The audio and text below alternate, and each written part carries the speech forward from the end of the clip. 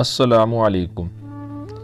ایک شخص جنگل کے درمیان سے گزر رہا تھا کہ اس نے جھاڑیوں کے درمیان ایک سانپ پھنسا ہوا دیکھا۔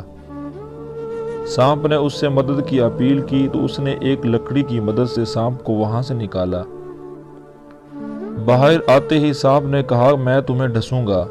اس شخص نے کہا، میں نے تمہارے ساتھ نیکی کی ہے، تم میرے ساتھ بدی کرنا چاہتے ہو؟ سانپ نے کہا، ہاں، نیکی کا جواب بدی ہی ہے۔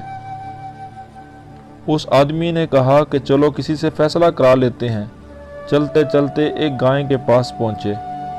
اس کو سارا واقعہ بیان کر کے فیصلہ پوچھا تو اس نے کہا کہ واقعی نیکی کا جواب بدی ہی ہے، کیونکہ جب میں جوان تھی اور دودھ دیتی تھی، میرا مالک میرا خیال رکھتا تھا اور چارہ پانی وقت پہ دیتا تھا، لیکن اب میں بوڑھی ہو گئی ہوں تو اس نے بھی خیال رکھنا چھوڑ دیا۔ یہ سن کر سانپ نے کہا کہ اب تو میں ڈسوں گا۔ اس آدمی نے کہا کہ ایک اور فیصلہ لے لیتے ہیں۔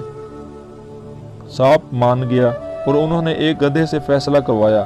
گدھے نے بھی یہی کہا کہ نیکی کا جواب بدی ہی ہے، کیونکہ جب تک میرے اندر دم تھا میرے اپنے مالک کا کام آتا رہا، یوں ہی میں بوڑھا ہو گیا، اس نے مجھے چھوڑ دیا۔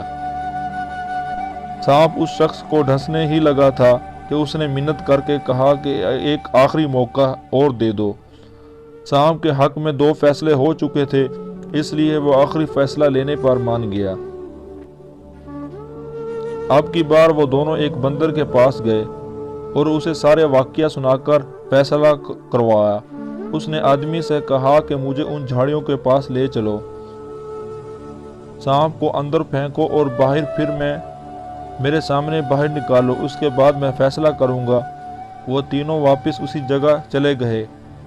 آدمیوں نے سانپ کو جھاڑیوں کے اندر پھینک دیا اور پھر باہر نکالنے ہی لگا تھا کہ بندر نے منع کر دیا اور کہا، اس کے ساتھ نیکی مت کر، یہ نیکی کے قابل نہیں ہے۔